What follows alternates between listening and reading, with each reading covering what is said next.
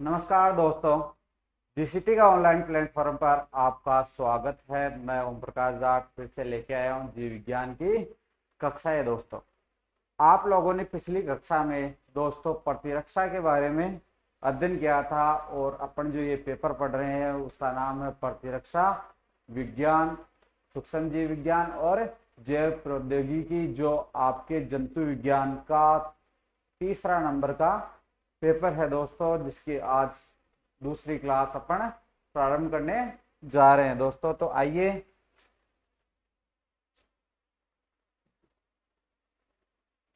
आज की class start करते हैं दोस्तों।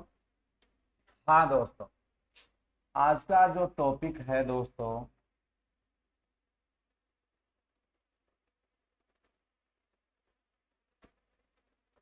आज का आपका टॉपिक है रोग प्रतिरोधक क्षमता, जिसे क्या कहते हैं, इम्यूनिटी। क्या होती है दोस्तों रोग प्रतिरोधक क्षमता? मैंने पिछली क्लास में बताया कि जीवों में किसी संक्रामक रोग, सूक्ष्म जीवों या परजीवी के द्वारा जो स्रावित किया जाने वाला बाह्य पदार्थ होता है, उसके प्रति प्रतिरोधक जो क्षमता होती है वो क्या किसके कारण आती है? प्रतिरक्षा के कारण। और जो क्षमता उत्पन्न होती है उसे ही क्या कहते हैं? रोधक क्षमता कहते हैं। रोधक क्षमता प्रतिरोध किसका प्रतिरोध करेगी दोस्तों? ये करेगी सूक्ष्म जीवों, परजीवियों व इनके द्वारा स्रावित होने वाले बाह्य पदार्थों से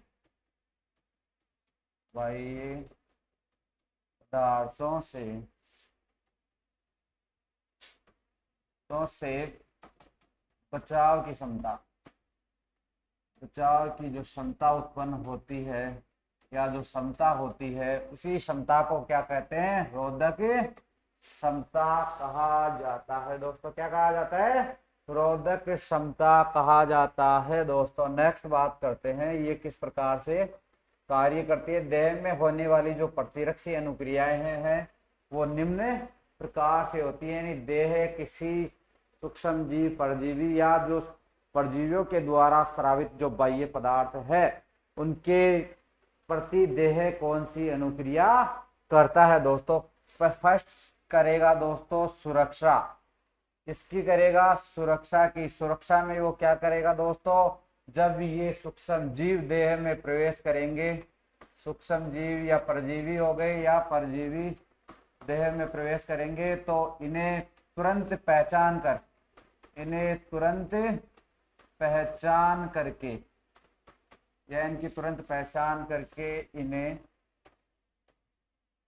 इन्हें नष्ट कर दिया जाता है। इन्हें नष्ट कर दिया जाता है। दोस्तों नेक्स्ट बात करते हैं। नेक्स्ट जो अनुक्रिया होगी शरीर के द्वारा, ये होगी समस्थापन क्रिया। दोस्तों बात करते हैं समस्थापन की। समस्थापन का मतलब नाम से पता चल रहा है कि भाई एक जो पहले कोई स्थान है उसका स्थान कोई दूसरा व्यक्ति या कोई वस्तु ले ले, उसे समस्थापन कहते हैं। लेकिन यहाँ पर जो समस्थापन की क्रिया है वो किससे संबंधित है दोस्तों? जैसे कोई कोशिका इस रोग के कारण क्या हो गई? नष्ट हो गई। नष्ट होने के कारण वो क्या हो गई? मृत हो गई। दोस्तों मृत हो गई।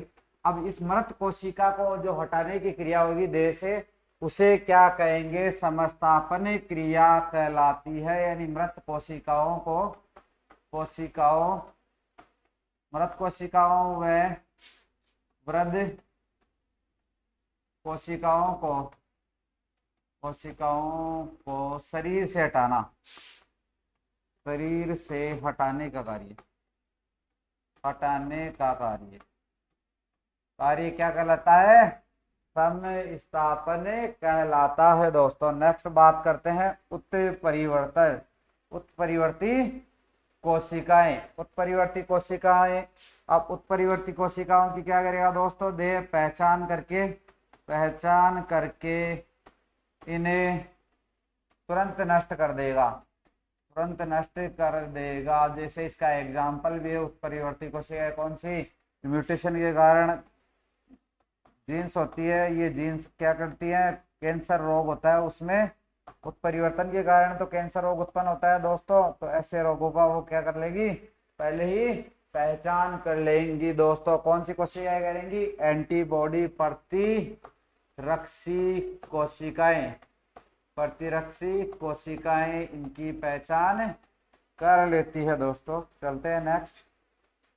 हाँ, रोधक क्षमता दोस्तों, रोधक क्षमता दो प्रकार से होती है। रोधक क्षमता कितने प्रकार की होती है दोस्तों, दो प्रकार की, अविशिष्ट रोधक क्षमता और दूसरी होती है विशिष्ट रोधक क्षमता। अब बात करते हैं दोस्तों अविशिष्ट रोधक क्षमता किसे कहते हैं। अविशिष्ट रोधक क्षमता यानी यह क्षमता कब से उत्पन्न हो जाती है, जन्म से ही, जन्म से ही जीव में विद्यमान रहती है, विद्यमान रहती है दोस्तों, जन्म से ही विद्यमान रहती है। और क्या करती है, जब कोई सूक्ष्म जीव या परजीवी शरीर में यानी शरीर के किसी कटे भाग से, कटे भाग से, सूजन वाले भाग से या नासा छिद्रों से, नासा छिद्रों आदि से, क्या नासा छिद्रों से या आहरनाल से प्रवेश करेगा, आहरनाल से प्रवेश करता है तो सामान्य देह से इन्हें क्या कर दिया जाता है, इनकी पहचान करके नष्ट कर दिया जाता है। इसी क्षमता को क्या कहेंगे, अविशिष्ट रोधक क्षमता। यह अविशिष्ट रोधक क्षमता हर रोग के लिए क्या होती है दोस्तों, समान होती है दोस्तों। हर रोग के लिए क्या करती है, समान होती है। और इसमें कोई विशिष्ट, इसके लिए कोई विशिष्ट एंटीबॉडी का निर्माण इसमें नहीं होता है दोस्तों।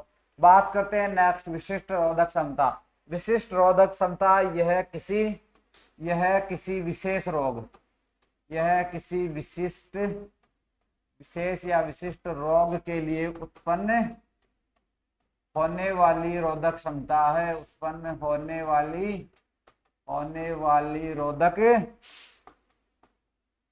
रोधक क्षमता है दोस्तों। किसी विशिष्ट रोग के प्रति होने वाली रोधक क्षमता, जैसे मैंने बताया था कल की क्लास में, जैसे दोस्तों चेचक रोग हो जाता है एक मनुष्य में और वह व्यक्ति उस रोग को एक बार सहने के बाद वो बच जाता है, तो दूसरी बार उस मनुष्य में चेचक रोग कभी नहीं होता, क्योंकि उसमें किसका निर्माण हो गया, प्रतिरक्षियों का, जिसे इंग्लिश में बोलते हैं दोस्तों एंटीबॉडीज।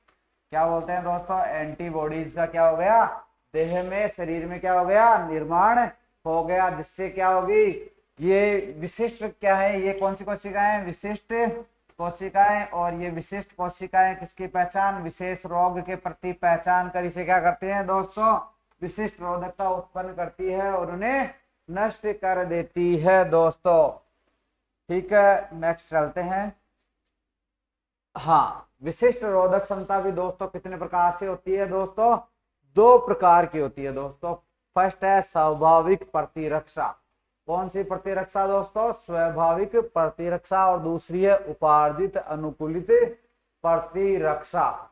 दोस्तों स्वाभाविक का मतलब होता है, यानी ये स्वाभाविक प्रतिरक्षा है, ये दोस्तों जीवों में कब से प्रारंभ होती है, यानी जन्म से ही उत्पन्न हो जाती है, जन्म से ही उत्पन्न हो जाती है दोस्तों। और यह प्रतिरक्षा कौन करेगा दोस्तों, वक्षाणुओं के द्वारा, यानी वक्षाणु कोशिकाएं, जिन्हें क्या कहते हैं, फेगोसाइट्स कहते हैं दोस्तों। उनके द्वारा रोगाणु, जो संक्रामक रोगाणु है, उनको नष्ट कर दिया जाता है। ये क्या है, सभी में एक समान होती है दोस्तों। अब दोस्तों बात करते हैं ये स्वाभाविक प्रतिरक्षा किस विधि के द्वारा होती है, या इसकी युक्तियां क्या है दोस्तों। इसकी दो युक्तियां हैं दोस्तों। कितनी युक्तियां हैं दोस्तों, इसकी दो युक्तियां हैं दोस्तों।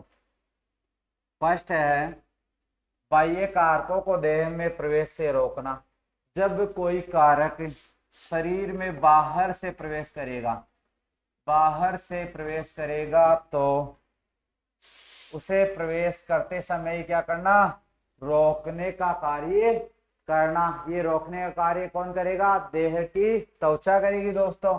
त्वचा के ऊपर कुछ विशिष्ट रचनाएं पाई जाएंगी, जैसे श्लेष्मा, रोम हो गया, ये चीजें क्या है, जैसे श्लेष्मा, श्लेष्मा, रोम आदि, ये क्या है, विशिष्ट रचनाएं होती है देह के ऊपर, जो इनको क्या करती है, रोकने का कार्य करती है। रोकने के अलावा जो भक्षाणु कोशिका है वो भी इनकी पहचान करेगी और उनको शरीर में आने से पहले ही खत्म कर देगी। फिर बात करते हैं दोस्तों उन कारकों को जल्दी से पहचान कर जो क्या कर लिए, जो दोस्तों शरीर में पेनिट्रेट कर गए, यानी शरीर के अंदर प्रवेश कर गए हैं दोस्तों, उनका प्रवेश करके क्या करेगी, उन्हें जल्द ही नष्ट करने का कार्य कौन करेंगी, ये भक्षाणु कोशिकाएं, भक्षाणु कोशिकाएं जल्द ही इन्हें नष्ट करने का कार्य करती हैं दोस्तों। नेक्स्ट है,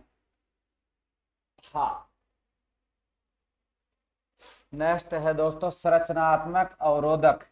इसमें किसमें है संरचनात्मक अवरोधक, स्वाभाविक जो प्रतिरोधक है उसमें जो संरचनात्मक अवरोधक है उसके बारे में अपन पढ़ेंगे दोस्तों। इसमें है रोगाणु, रोगाणु कारकों को देह में प्रवेश से रोकती है। जो रोगाणु के जो कारक हैं उन्हें क्या करेगी, देह में प्रवेश होने से पहले ही उन्हें रोक देगी, जिससे वो देह में प्रवेश नहीं कर पाएंगे, और प्रवेश नहीं करेंगे तो उनमें क्या होगा, वो रोग यानी संक्रमित करने का कार्य नहीं करेंगे। अब ये किसके द्वारा प्रवेश रोका जाएगा दोस्तों, इसके कुछ निम्न बिंदु हैं, जिसमें है फर्स्ट है त्वचा।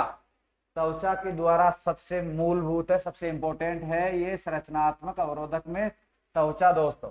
त्वचा क्या करेगी, जो मृत श्रृंगीय केराटिन युक्त कोशिकाओं का स्तर होता है, त्वचा क्या होता है, ये मृत श्रृंगीय केराटिन युक्त कोशिकाओं का समूह होता है। यानी जो शरीर में कोशिकाएं हैं और मरने के बाद केराटिन प्रोटीन के साथ ये किसका निर्माण कर लेती हैं दोस्तों, त्वचा का निर्माण कर लेती है, और इनके द्वारा स्तर होता है जिससे इनको रोगाणु कारकों को रोकने का कार्य करती है, रोकने का कार्य।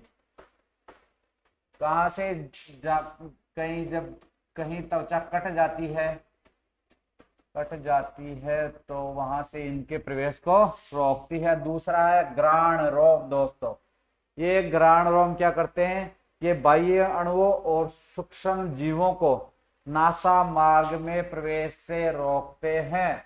नासा मार्ग यानी ग्राण रोम किसमें पाए जाएंगे, नासा मार्ग में, यानी नाक के अंदर जो पाए जाने वाले रोम है वो क्या करेंगे, बाह्य व सूक्ष्म अणुओं को रोकने का कार्य करेंगे दोस्तों। बात करते हैं नेक्स्ट श्लेष्म कलाएं दोस्तों। श्लेष्म कलाएं दोस्तों आहरनाल के अंदर, आहरनाल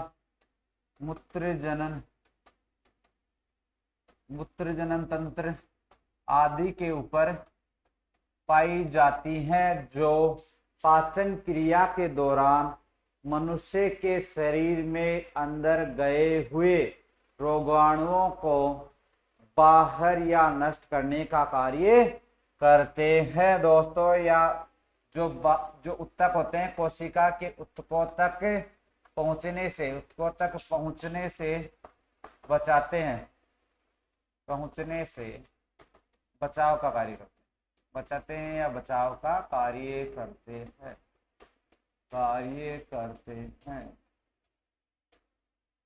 बचाव का कार्य करते हैं। फिर है दोस्तों श्लेष्म दोस्तों, ये श्लेष्म पाया जाता है नासा मार्ग में।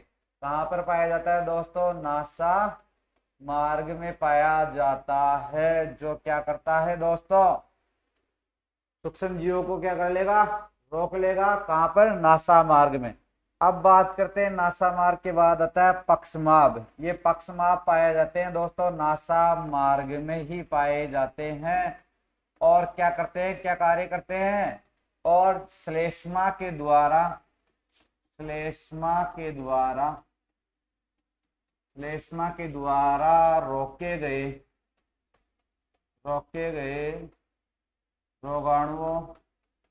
रोगाणुओं व सूक्ष्म जीवों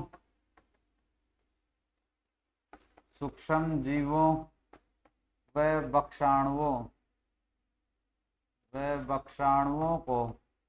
भक्षाणुओं को नष्ट करने का कार्य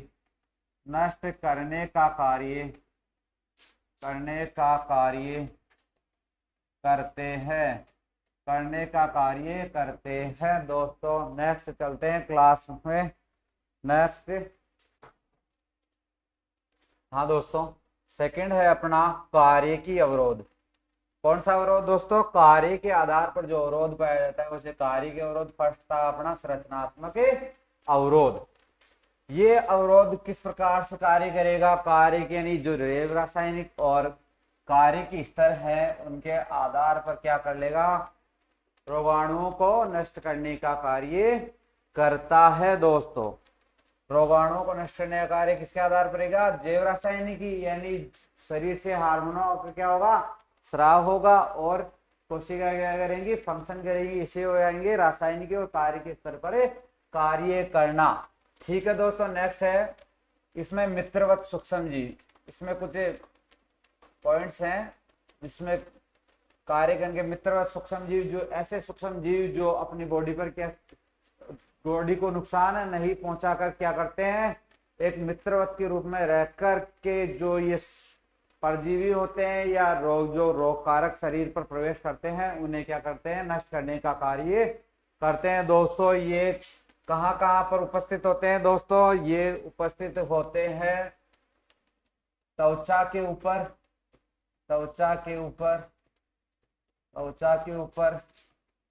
नासा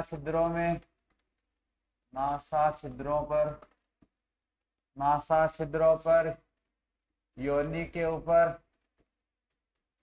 ऊपर उपस्थित होते हैं, जिससे ये हानिकारक सूक्ष्म जीवों को क्या करते हैं दोस्तों? रोकने का कार्य और उन्हें नष्ट करने का कार्य करते हैं दोस्तों। नेक्स्ट है दैहिक तापक्रम। दैहिक तापक्रम से मतलब है दोस्तों जब कोई सूक्ष्म जीव या परजीवी का बाह्य पदार्थ या कारक शरीर के अंदर प्रवेश कर जाता है तो शरीर की कोशिकाओं के द्वारा उन्हें नष्ट पहचान करके शरीर कोशिकाओं को उन्हें नष्ट किया जाता है। और नष्ट करने के दौरान उसका क्या हो जाता है दोस्तों? नष्ट करने के दौरान नष्ट कौन करेगा? श्वेताणु कोशिकाएं। अब इन श्वेताणु कोशिकाओं से स्राव निकलेगा और इस स्राव से ये क्या होंगे? नष्ट होते हैं सूक्ष्म जीव। तभी शरीर का क्या हो जाता है? तापक्रम बढ़ जाता है। अगर ये शरीर का तापक्रम नहीं बढ़ेगा तो इसका मतलब है श्वेताणु कोशिकाओं ने इन रोगाणुओं के प्रति कोई कार्य नहीं किया है दोस्तों। तो शरीर में क्या हो जाएगा? संक्रामक रोग होने का खतरा बढ़ जाएगा। नेक्स्ट है पीएच दोस्तों। जठरीय रस कहाँ से स्रावित होता है? जठरीय कोशिकाओं से स्रावित होता है, जो जिसकी प्रकृति कैसी होती है दोस्तों? अम्लीय प्रकृति का होता है। अम्लीय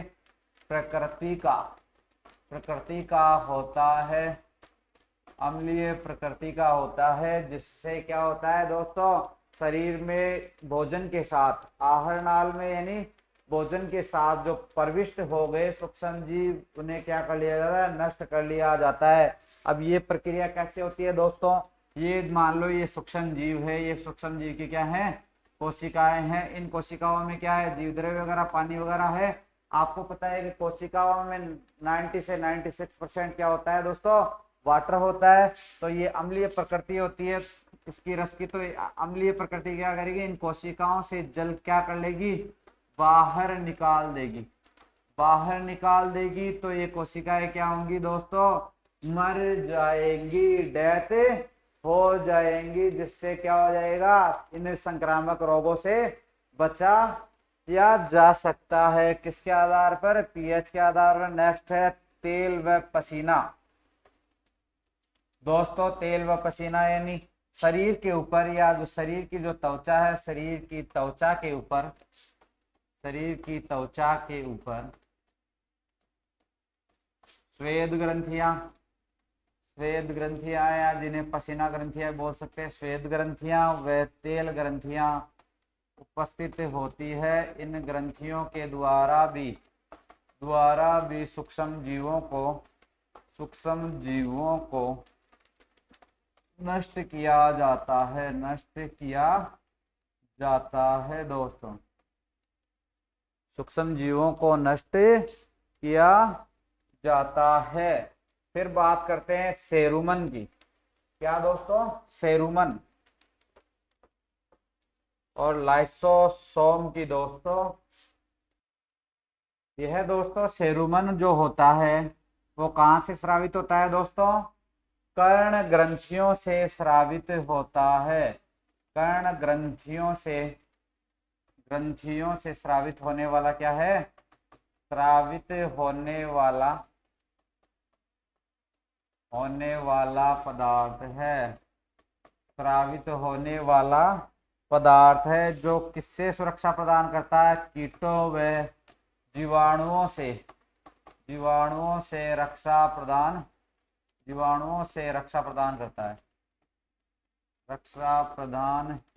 करता है, यानी कीटों व जीवाणुओं को कर्ण मार्ग के द्वारा शरीर में प्रविष्ट नहीं होने देता। कौन नहीं होने देता दोस्तों, सेरुमन। दोस्तों याद रखना है, सेरुमन कंपटीशन एग्जाम में पूछ लिया जाता है अक्सर, वेरी वेरी इंपॉर्टेंट।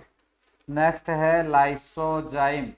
लाइसोजाइम का स्राव, जो लाइसोजाइम एंजाइम है, इसके स्राव के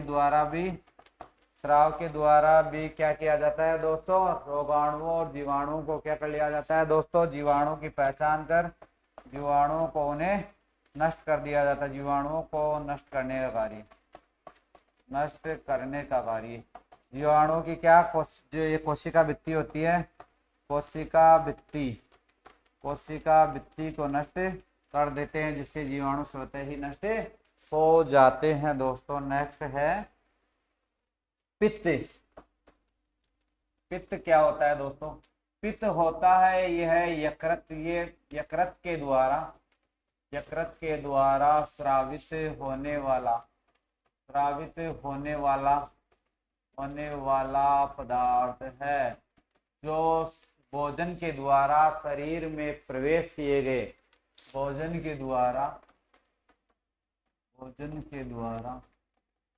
या आहरनाल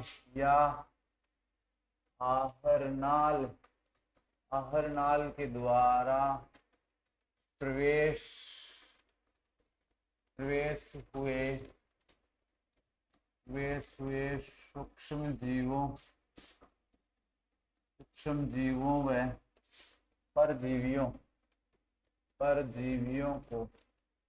परजीवियों को नष्ट करने का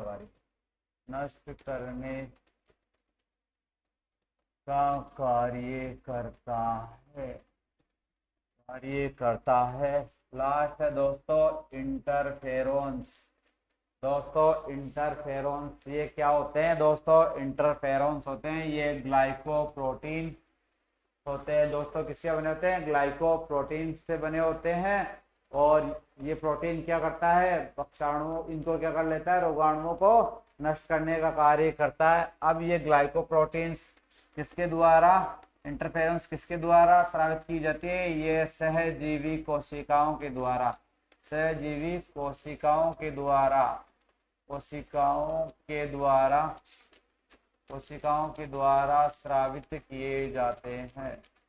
स्रावित किए जाते हैं दोस्तों। ठीक है दोस्तों, इसी के साथ आज का क्लास समाप्त होता है। मिलते हैं टुमारो।